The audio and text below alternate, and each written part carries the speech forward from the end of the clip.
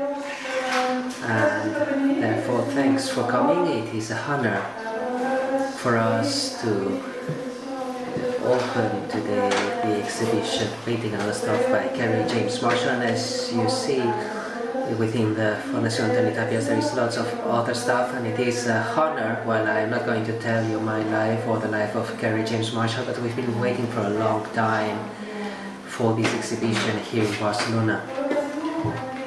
For this occasion, what I've done is recovering the text and the talk that I gave in March 2010 when we reopened the foundation after some works which had to be done, because I wanted to provide some context about why today we present Kerry James Marshall's exhibition at the Foundation Tàpies. Let's see whether this provides some context, but also whether it repositions it or displaces it.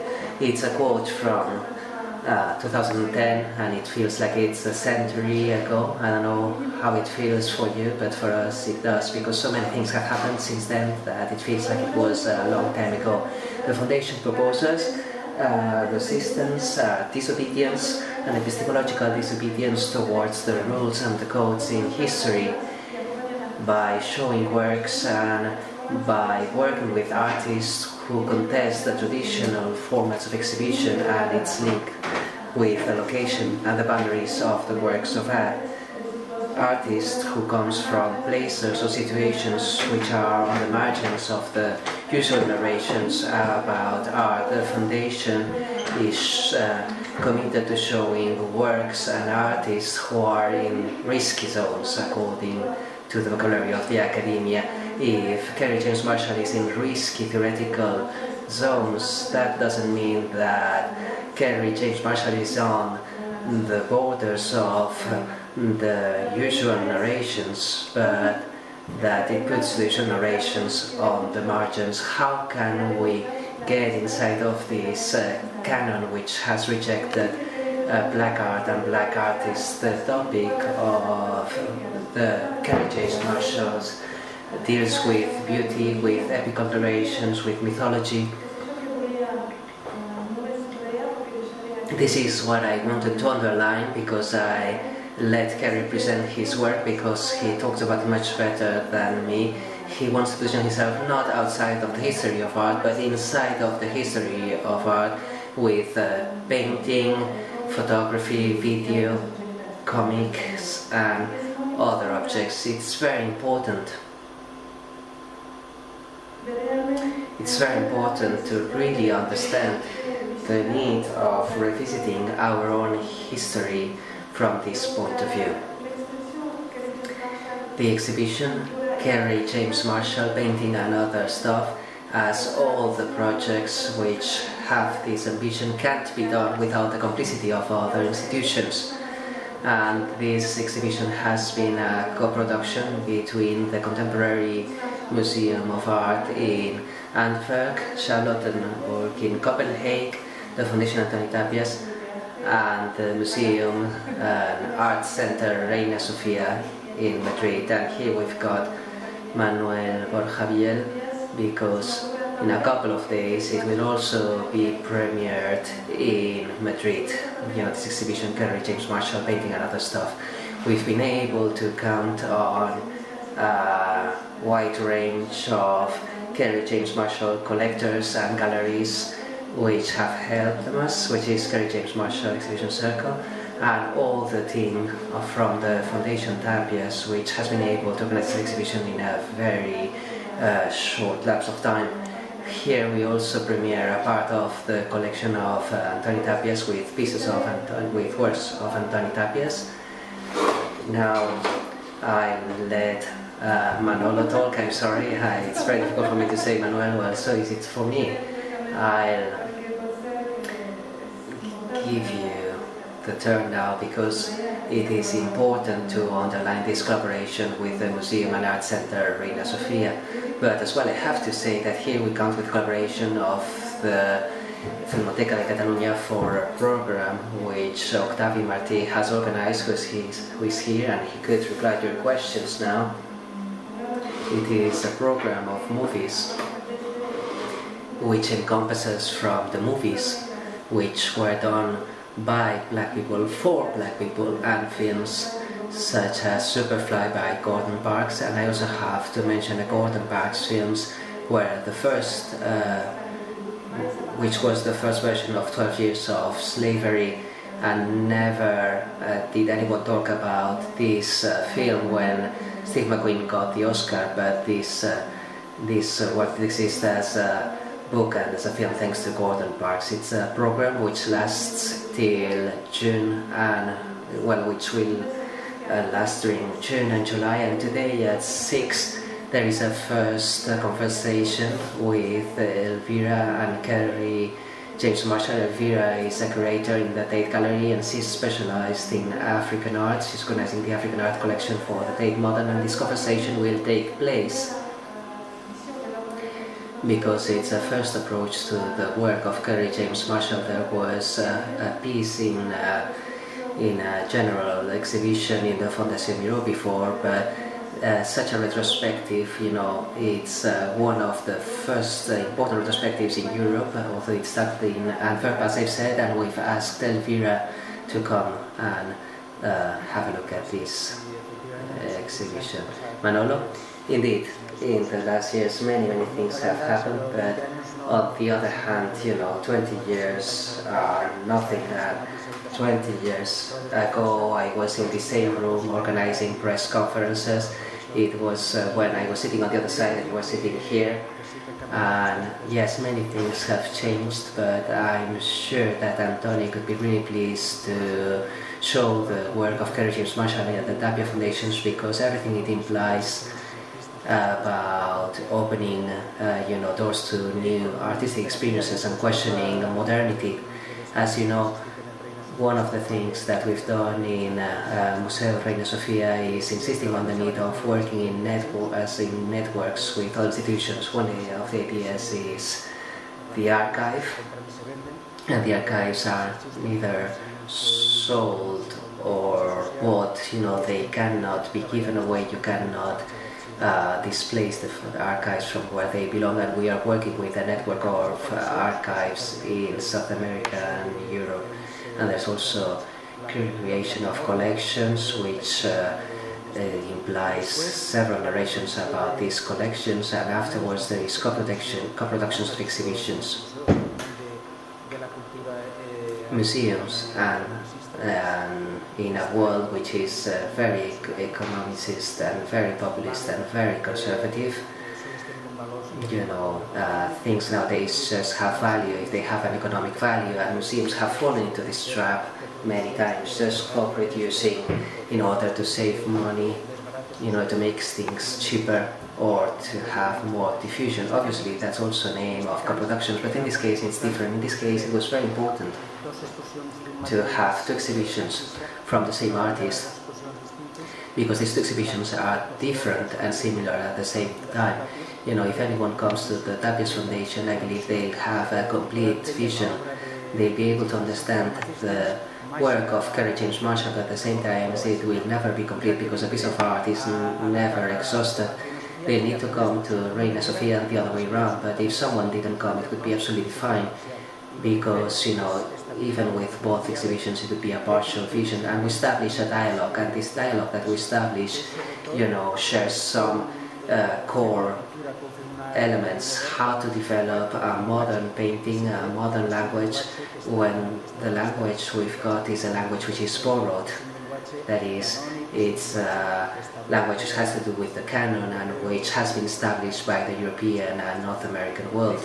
And I believe that this tension about how to visibilize what is invisible, how to use resources which come from classic painting and from modernity, and developing a parody, taking them as a starting point, and how to develop a biography which is both personal and collective, using fragments. Well, I believe that all this is what is interesting in both exhibitions. This is what is interesting, and this is what makes necessary two different devices, two different mechanisms. In the Reina Sofia we have emphasize the painting here. There is more an emphasis on the audiovisual and installation part.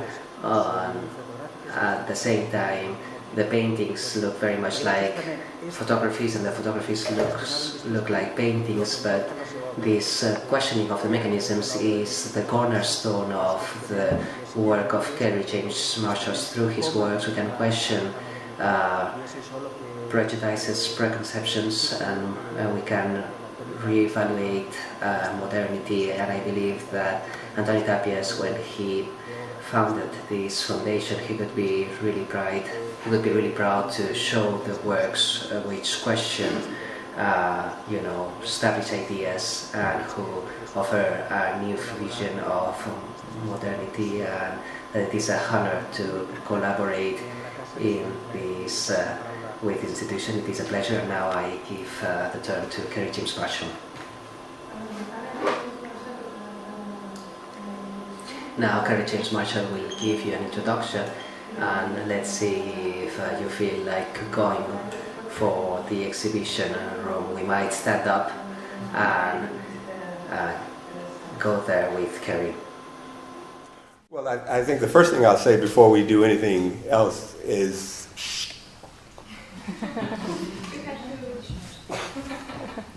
whatever. But I think before we do anything, I'll say thank you to Laurence and to Manolo for the invitation to have an exhibition here at the Tàpies Foundation and at the Reina Sofia in Madrid. I mean, for more than just a few reasons, arriving in Spain with the invitation that I've had and on the terms that they've been generous enough to extend has been a really important development in my practice as an artist, and in terms of the ambition I had set forward for myself, as it was explained so eloquently by both Manolo and Laurence. I'm not sure I have anything more to add by way of introduction than they've already said, because they've said so much. And I think what I heard them say, though, I think really captures the challenge and also the objective and the ambition for my work over the last 25 to 30 years. I mean, the one thing we always have to acknowledge is that pictures are for looking at. So in place of trying to offer some kind of an explanation of what a lot of these pictures mean in the abstract, I mean, so in advance of looking, I think it's always really important to look at the work first and then to try and figure out what the work means and what the work is attempting to do. Because the truth is that it's true that there are very few African American artists have a really high European profile. But the absence of African American artists or other artists from the African diaspora in European context doesn't mean that the work is so alien that it is completely inaccessible to people who are outside of our the specific cultural context. And so I think there's always a way in which you can look at the work first for its aesthetic sort of function, the way it operates within a kind of history, within the narrative of Western art history. But then you cannot overlook or should never really ignore the ways in which the work attempts to diverge from that conventional narrative that we are already familiar with. And so, but I think if you give any work that you encounter a little bit of time and a little bit of attention, it will start to demonstrate to you that it is both inside and outside of the things that you're already familiar with. And so, I don't know, if there are going to be questions in here, we can begin with a few, but it may be more appropriate for us to take a stroll through the exhibition and get a look first at some things, and then maybe reconvene at a point, and maybe have some kind of a conversation about some of the things that specifically, that you may have specific questions about. So I think maybe that'll be the best way to do it. But I do want to say thank you all for coming out. Take a look at the exhibition. I hope you find some things that are interesting enough to think about and talk about and write about in it. Jo, si esteu d'acord, fem això, Kerry ens acompanya dins la sala d'exposició. Si podeu entendre l'anglès, però a causa de l'acústica de la sala d'exposició és complicat d'escoltar a Kerry, també podeu agafar auriculars, perquè llavors podeu escoltar a Kerry quan parla. És sempre el canal 1, ¿vale? D'acord? O el canal 2, bueno, no sé, però o sigui que si necessiteu auriculars només per sentir la veu, també. I wanted to make you a question. Maybe you could talk about a little bit about how do you approach this European painting or this canon, and you turn it into your the intentions or your objective in your work. Well, I can start with a specific example, and so I mean if one aspect of the work I am doing attempts to address an absence of the representation of black bodies or black figures in the Western European canon, and in particular it's the absence of that figure as the central subject,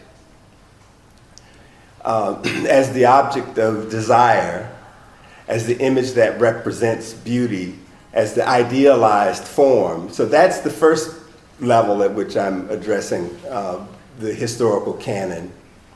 But then the way that I attempt to turn it or to reverse it is the first make of the figure that's in my paintings, give the figure a rhetorical presence and a real kind of physicality. So that the figures in my paintings, in almost all of the paintings, are painted extremely black. And so the blackness of that figure becomes concrete at the same time that it functions rhetorically, because this is the way we tend to describe people in linguistic terms. So when we talk about black Americans, the term black can be made concrete by actually painting those figures black. And so if we take the historical canon, one aspect of the work that I've done, there's a group of paintings here that are called vignettes. And those vignettes are derived from French Rococo painting. The form of the vignette itself is an 18th century French invention, the sort of fragment of an image that sort of fades out goes from the center and fades out at the edges and has an irregular shape. That's an 18th century Rococo phenomenon. And so what I've done is taken that form and placed at the center of that shape, that irregular shape, a couple of black figures. But the suite of paintings that are downstairs here in the Tàpies Foundation that are from the vignette series are based on a Fragonard painting. And it's the well-known painting by Fragonard called The Swing. But instead of simply reproducing the compositional structure of Fragonard's painting and placing a black figure in the swing in the place of the figure that already sits there, I've made a suite of 5 paintings that perform the function of a swing by having the two figures in there perform a 360-degree rotation. So the man who picks the girl up, he swings her around in a complete circle. So that embodies the concept of the Fragonard without having to reproduce it. So I do things like that. So my painting calls attention to the Fragonard swing without having to replicate it. So in a specific sense, that's how that works. Gracias. ¿Y una otra pregunta? Dani? I wanted to ask, because before you were saying that Afro-American artists here don't have much voice, and because you were saying that they are quite alien, the people who are alien, I would like to know what you think of this. happens. Huh? Wait, say that again? Yeah, sorry, that you are saying that in Europe, African artists doesn't have much voice or that are not represented that much. I would like to know what you think that this happens. Why do public... Why do I think it happens? Yeah. Why do I think that's the case? Well, I mean, in part, it has to do with, it has to do with the fact that you can be completely satisfied with the world as it presents itself in the form that you are familiar with. It's like when you go out into the world, we are not required to ask for the presence of other people who come from outside the cultural context and the domain that we are born into. So we accept the world the way it appears to us when we arrive in the world. And unless something forces an accommodation of something from outside, there's almost no reason why anybody should be engaged with things from outside. So the Prado, people go to the Prado and they are completely satisfied seeing the things that they've seen in the Prado for the last 100 years. And there's nothing in that they don't perceive a deficiency in what is presented there.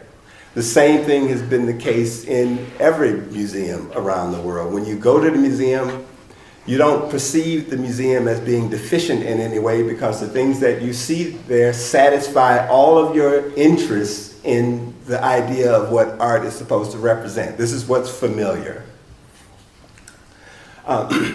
When people from outside the community begin to come in, and in particular begin to come in large enough numbers where they themselves start to ask for a change, then it points to the lack of availability of certain kinds of images to the people who have already been there and enjoyed them.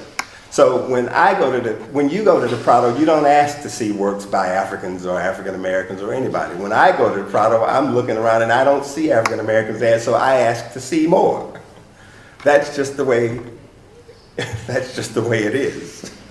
So until there's a reason for institutions to bring work by people from outside in because there's a new demand for it, until there's that reason and that demand, they don't. So I mean that's the straightforward answer. And the thing is, like, when you look at the market, I mean, plus the things, all of the things you see in the museums as institutions now, they tell you a story. And they say something about the things that matter in the world. And they say something about how power is exercised in the world. They say something about how wealth is sort of accumulated in the world. That's what the museums speak of in their present state. And they also say something about the competition for who controls the sort of the natural order of things. And because for the last 500 years, I would argue that Africans and African Americans have been outside of the power structure that determines the direction and the shape in which the world is moving, it's easy to not include that work in the museums now. And so if you look at the entire history of modernism, except for the fact that artists like Picasso looked at African art and oceanic art and Native American art, or that Gauguin went to Tahiti to look at what he saw as the primitive sort of arts of the Tahitian the islands, except for the fact that they thought they saw material, useful material in that work that they could exploit for the work that they wanted to do. Except for those reasons, nobody would be paying any attention to work that comes from outside. But there were no African artists driving the development of modernism, driving the development of Cubism, driving the development of abstract expressionism. They are not a part of those narratives. And so in the same way that everybody is comfortable looking at everything that's been in the Prado for the last century and a half or so, people are also as comfortable looking at and thinking about the history of modernism as a purely European invention. So when you can be satisfied with things as they are, there's no need to ask for anything more.